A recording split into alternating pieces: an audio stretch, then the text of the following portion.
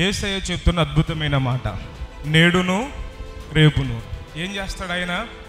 అద్భుతాలు చేస్తాను, దయ్యాలను వెళ్ళగొడతాను అని చెప్పాడు. నేడు రేపు అద్భుతాలు చేస్తాను, ఆశ్చర్యకార్యాలు చేస్తాను, దయ్యములను వెళ్ళగొడతాను. మూడవ రోజున పూర్ణ సిద్ధి నొందాలి. మీకు ఒక లెక్క చెప్తాను. నేడు రేపు అంటే ఎన్ని రోజులు? 2 రోజులు. పేతురు గారు ఒక అద్భుతమైన వివరణ ఇస్తారు. ఆయన దృష్టికి ఒక రోజు 1000 సంవత్సరాలు. అంటే యేసయ్య భూమి మీదకి వచ్చి తిరిగి వెళ్ళిన తర్వాత 1000వ సంవత్సరానికి ఒక దినమైనట్టు లెక్క.